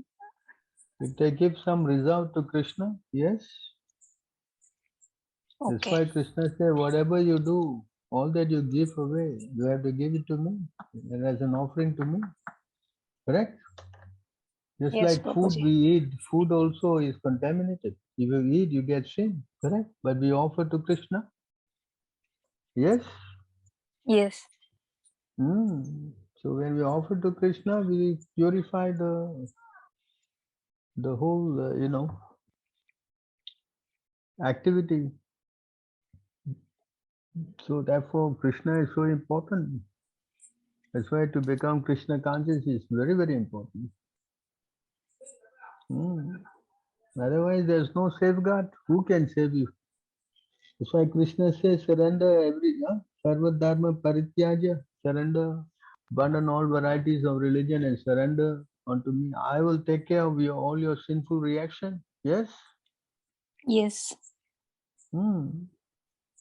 So there's a heavy price to pay. We don't know when, what time we have done all these sins. Huh? Some are in stock, some are coming, waiting to appear, some are in seed form, some are manifesting. Huh? So Yes. all these things get wiped out the moment we take to Krishna consciousness. And then Krishna consciousness is so important. Actually, there's only thing to do. There's no other thing to do. Yes? Yes, You Prabhuji. think there's any other sensible thing to do? No. Huh? I don't think so. I think there's only one thing to do. That is to become devotee of Krishna. Yes? Yes, Prabhuji. And I also, don't. Prabhuji, uh, one of my friends, I tried to instruct her, but she blocked me. I Hmm. mean, what will happen? Means about Krishna only I was saying, but she was not able to understand that consciousness. So, what will happen to that kind of people? Well, whatever she has heard, will definitely be a plus point. Next time she will meet someone, and maybe get to hear a bit more. Correct? So no loss. Can you read this? Yes. For those who are engaged in the devotional service of the Supreme Personality of Godhead, all sinful reactions, whether fructified in the stalk or in the form of a seed, gradually vanish. Therefore, the purifying potency of devotional service is very strong, and it is called Pavitram Uttamam, the purest.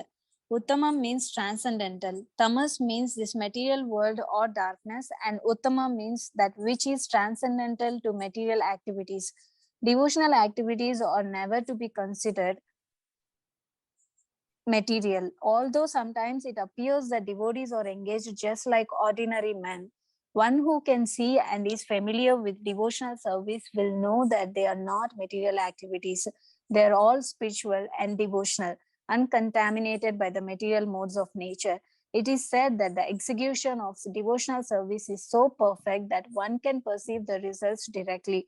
This direct result is actually perceived, and we have practical experience that any person who is chanting the holy names of Krishna, Hare Krishna, Hare Krishna, Krishna Krishna, Hare Hare, Hare Rama, Rama Rama, Hare Hare, in course of chanting without offenses, feels some transcendental pleasure and very quickly becomes purified of all material contamination. This is actually seen. Furthermore, if one engages devotion not only in hearing but in trying to broadcast the message of devotional activities as well, or if he engages himself in helping the missionary activities of Krishna consciousness, he gradually feels spiritual progress. This advancement in spiritual life does not depend on any kind of previous education or qualification. This method itself is so pure that by simply engaging in it, one becomes pure.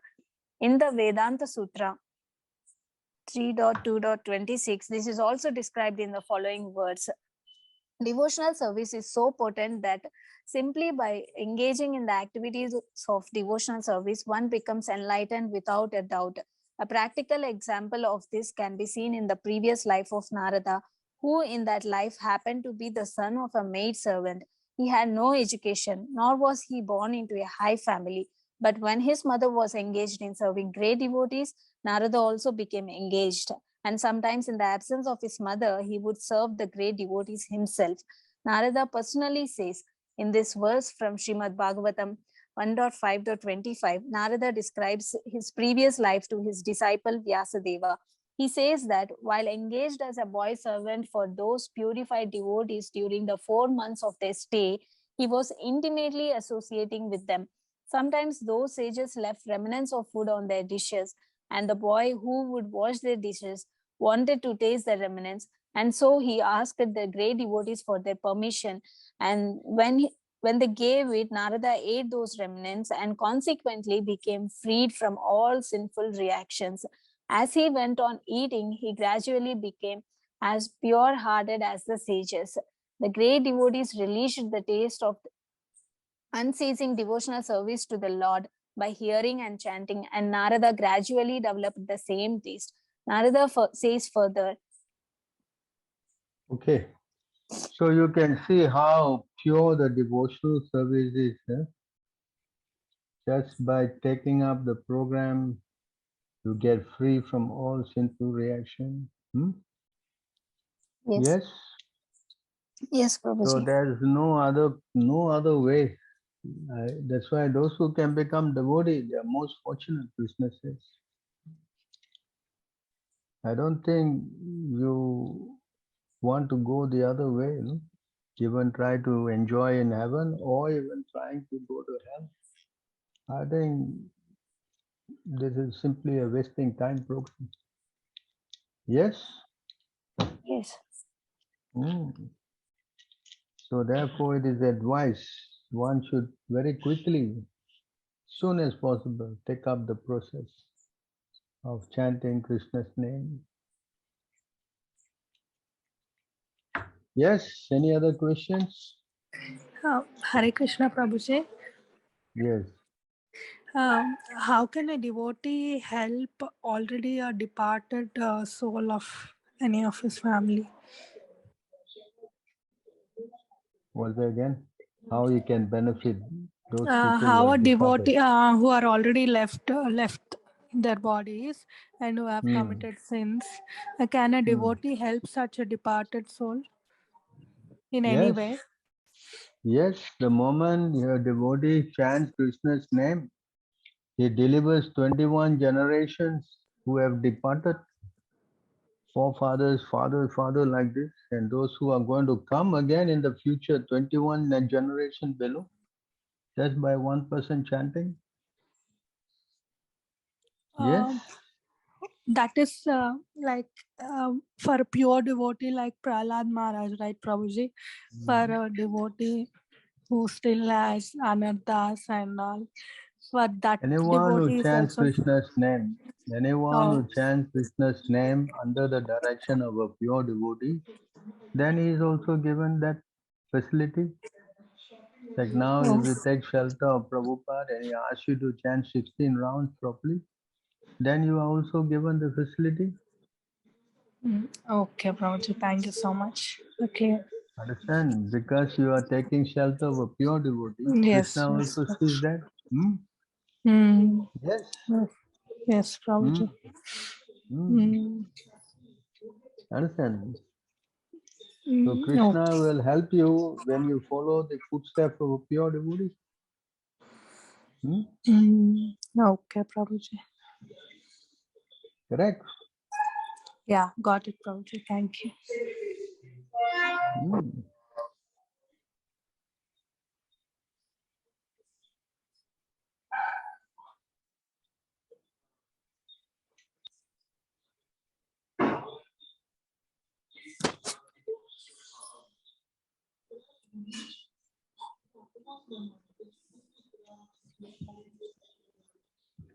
So it says here, the moment you take shelter of a pure devotee, Krishna helps. Hmm? So you can read. O Lord, who resemble the shining sun, you are always ready to fulfill the desire of your devotee, and therefore you are known as a desire tree, Vancha Kalpataru, where when acharyas completely take shelter under your lotus feet in order to cross the fierce ocean of nations, they leave behind on earth the method by which they cross, and because you are very merciful to your other devotees, you accept this method to help them. Hmm? You Yeah, understood? yes, yes, Prabhuji. Hmm. So you must take shelter of a pure devotee like Prabhu. Then yes, Krishna is obligated. Yes. Mm, yes, Hmm? Prabhuji. Hmm. But you don't take shelter of Prabhupada, then you try to swim on your own. Then I don't know. Mm, Huh? yes, Prabhuji. You can try. Yes. Oh, yeah, yeah, sure, Prabhuji. You understand? That's why taking shelter of a pure devotee is very, very essential. Mm, Hmm? Correct? yes, Prabhuji.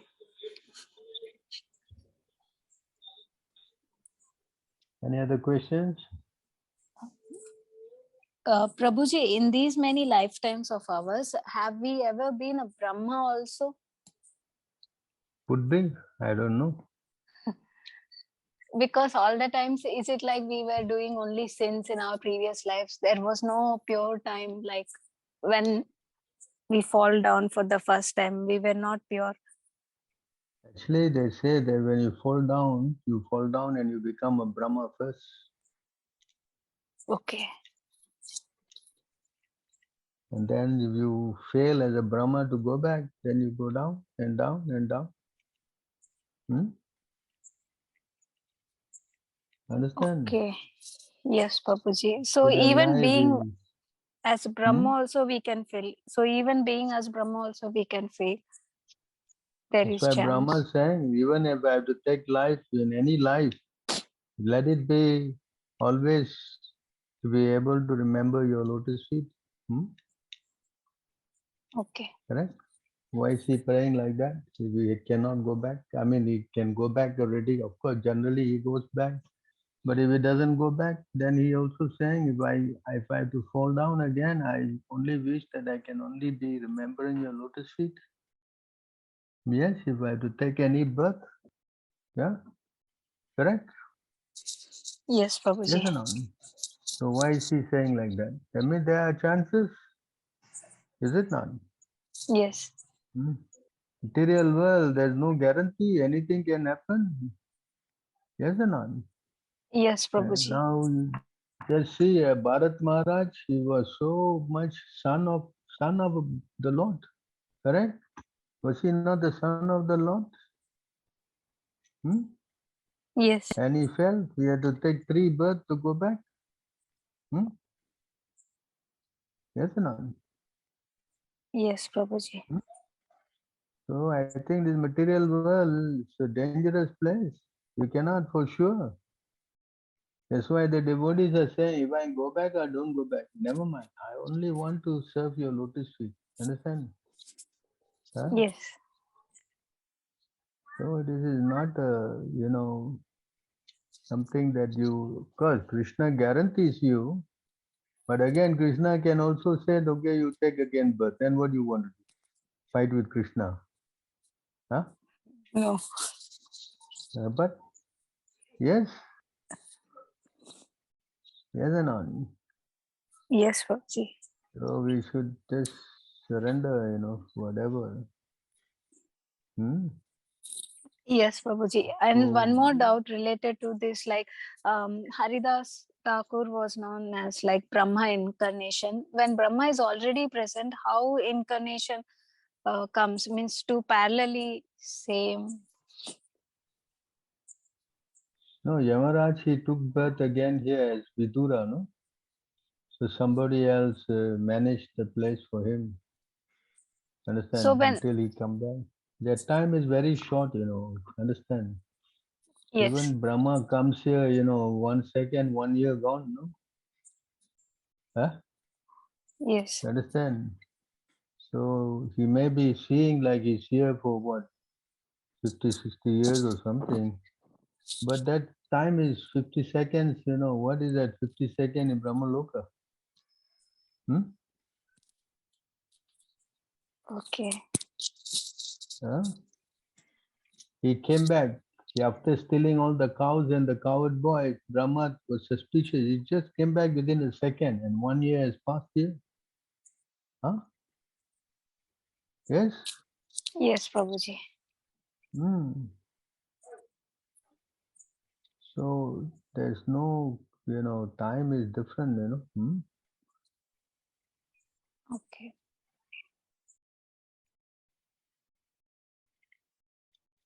Understand?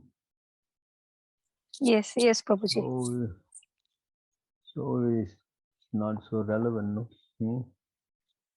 So let us become very serious, take up this process very seriously with the help of a very powerful spiritual master as Srila Prabhupada and make our life successful.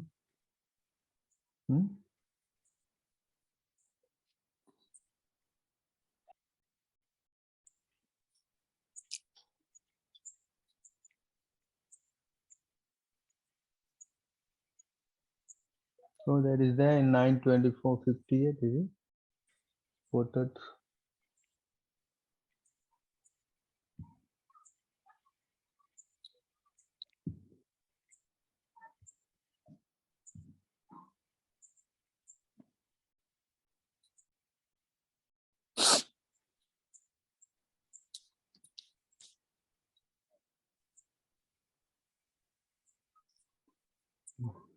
The Supreme Personality of Godhead. Oh, in the purport.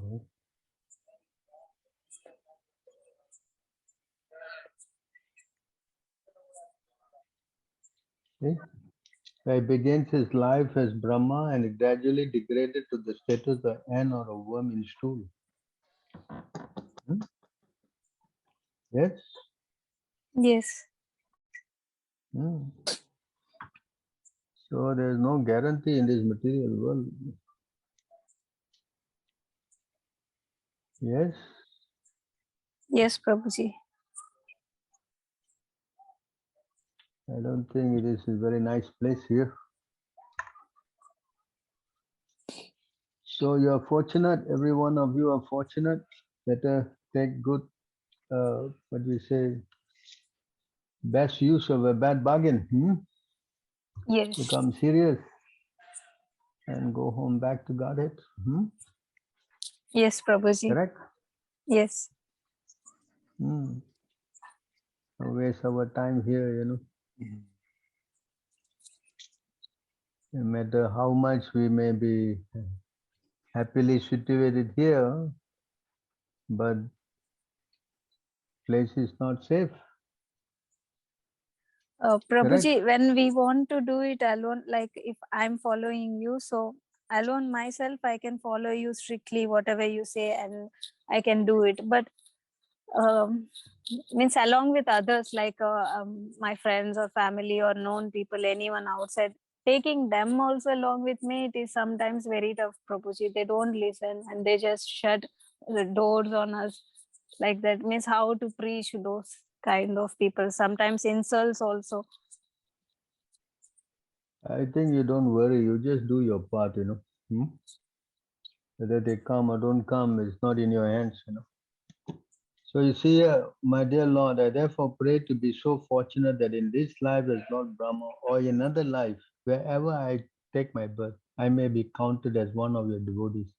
I pray that wherever I may be, even among animal species, I can engage in devotional service to your lotus feet. Understand me? Yes. So Brahma is also not sure whether he is going back or is going to go down or what, correct? Yes. Yeah. So therefore, we have to become very conscious. Krishna assures us, the spiritual master is also assuring us. But still, as Prabhupada said, everyone must fly, flap the wings and fly, right? If you Yes, don't flap Prabhuji. your wing and fly, then how to go back? Correct? You'll fall down. Yes? Yes. So we have all to become very serious. Spiritual life means we have to be serious. We cannot relax and think that is all right. Right? Yes, Prabhuji. So you preach. If they listen, fine. If they don't listen, not that everybody will listen. Correct? Yes. So you help. If he doesn't want to be helped, what can you do? Correct? Yes, Prabhuji. We just keep trying. Okay. Just like here, we are trying. And how many people are coming? Yes? Yes. Yeah. So many, as he said, Pretty Goranga, these informations are so overwhelming. Correct? Yes. How many want to come to listen? Not many? Yes? So Yes, this is Kali Prabhuji. Yuga. So nonetheless, we carry on doing our service. Okay, so anything else to add? Anybody else want to say anything? I have to thank all of you for your very kind participation and encouragement. Nice to be with all of you. Thank you, Prabhu, for your valuable time. Very insightful, really.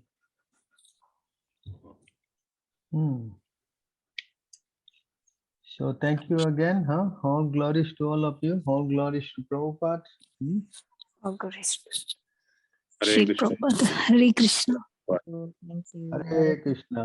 Jai Thank Nitai. Thank you very much, Prabhu. Please accept my Krishna. humble obeisances. All glories to Shri Prabhupada. All glories to you, Prabhu. Hare Krishna.